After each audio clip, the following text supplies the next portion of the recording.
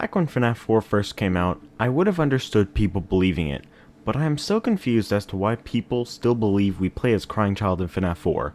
Don't worry, I'm not judging you for believing that, but in my opinion it just can't be the case. It is nearly impossible that we play as Crying Child in FNAF 4. Not completely impossible, don't get me wrong. There definitely is evidence that we do play as Crying Child, but like, I don't think it's possible. I don't think it's very possible. Like, the evidence that we play as Michael AFTON instead in FNAF 4 definitely overcomes the evidence that we play as Crying Child, and that's what we're going to be talking about for this video. Reality, my mentality, everything changes so rapidly, and I'm ready for the never-ending fire, dancing with my deepest, dark desires, miracle, how empirical, don't know anything quite as hysterical, everything around me transpires, as I fulfill my darkest desire. What's going on, guys? Impulse7 here, and today I'm going to explain to you guys why we must play as Michael AFTON in FNAF 4 rather than Crying Child. Let's just get straight into it and not waste any time. The first piece of evidence isn't as strong as some other pieces of evidence, but it is still true, and I'm sure it still is good proof, so I'll still talk about it. After Night 6 of FNAF 4, we get the final minigame, but it's actually kind of more of a cutscene. This is the moment Crying Child dies, and yes, he did die, certain Mike Victim and BB5th believers. Want to believe your theory? Fine, but Crying Child still died here, and that is a fact. Anyways, the Crying Child died after Night 6, right? But in FNAF 4, there are 4 nights, at least 7 of which are canon. You might say they aren't canon, and only for the extra gameplay, but Nightmare is in Night 7, and we know he is canon, and probably an important character. So if we played as Crying Child in Night 7, if we played as Crying Child in the game, Night 7 and Night 8 wouldn't exist. They couldn't possibly exist. And this also can't happen while he's in a coma, because like I said, there are 8 nights and Crying Child died only a day after he got bitten. You need more evidence? How about the fact that for the first 3 games, we were able to figure out pretty much all the lore. But when FNAF 4 came out, Scott made a post, and quote from that post, "No one, not a single person, found the pieces. The story remains completely hidden. I guess most people assume that I filled the game with random Easter eggs this time. I didn't." End quote. So, Scott confirmed he did not fill FNAF 4 with random Easter eggs, and there's one Easter egg in this game that, if it's not random, it definitely proves multiple things for us. The FNAF 1 phone call Easter egg backwards.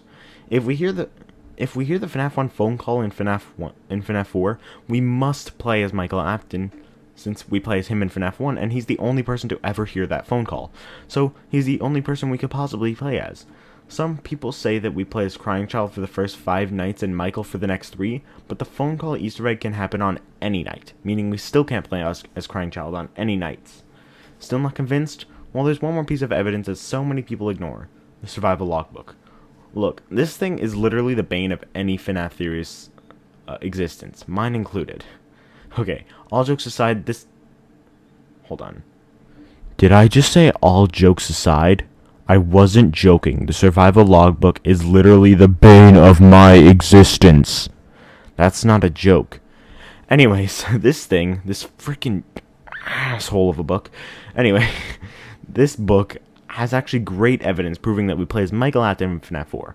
There's a page in the logbook where we are told to write about our recent dreams, but then Cassidy asks the Crying Child, "Do you have dreams?" Now you may think this proves that we play as Crying Child, but if you look through the book, Crying Child never responded to the question. In fact, Cassidy also asks Crying Child if his favorite childhood toy was a plastic purple telephone, but once again, Crying Child never responds. Why? Because if you look at the FNAF 4 night gameplay bedroom, it is a completely different room from the Crying Child's bedroom. Still don't believe it? Here's the real blockbuster. Brace yourselves, you might want to sit out. Let's go back to the page where it talks about recent dreams. Wait a second. What is that I see there? You know how throughout the book Mike writes and draws in red pen? Well, look who we see him draw here. Nightmare Fredbear. Every way you look at it, we must play as Michael AFTON in FNAF 4, not the Crying Child. And I'm not denying, don't worry, I'm not denying that the Crying Child saw the nightmares. I think he definitely did at one point. But, like, I don't think what we play in FNAF 4 is definitely not that, and I'll get to what it is in a second. Another thing I will talk about here is when this game takes place, because that also actually factors into why we play as Michael Afton and not the Crying Child. You know how we just talked about the FNAF 1 phone call being in FNAF 4? Well, that proves for sure, almost certain, that the night gameplay of FNAF 4 takes place sometime after FNAF 1, but likely before FNAF 3. Another thing is that in the survival logbook, under the page about dreams where Mike draws Fredbear, it's talking about recent dreams. Recent. Not like 10 years ago or whatever, 1983. This is recent. There is a slight hole in this theory, but I think I have a valid idea to combat it. People say the survival logbook was given to Mike during FNAF 1, which I definitely agree with. But FNAF 4 has to be after FNAF 1, and Mike draws Nightmare Fredbear while he has the logbook, supposedly during FNAF 1. But the shifts in FNAF 1 and the FNAF 4 gameplay both are from 12 AM to 6 AM, so it's impossible that they happen at the same time, and I don't think it's a day thing, because it explicitly says 12 AM to 6 AM. I don't think it's actually like a daydream or whatever. So, yes. So how does Mike draw Fredbear in the logbook? It's actually pretty simple. Yes, the logbook was given to Mike in FNAF 1, but after FNAF 1, the location most likely closed as Mike tampered with the animatronics, and we never hear about anything with the FNAF 1 location happening again after FNAF 1. So I think the most likely option is that after FNAF 1, Mike kept the logbook with him for years to come. If this location is after FNAF 1, which it could be before FNAF 2, even before FNAF 1 and after FNAF 2, that I doubt, but I think it's either after FNAF 1 or before FNAF 2. Anyway, if it is after FNAF 1, this could explain the sis location references in the logbook, because he could have actually just kept it with him and written those after sis location. But if this location is before FNAF 1, he probably just wrote that during FNAF 1, but anyways, you might be wondering, if Michael kept the logbook with him, who are we when we get the logbook?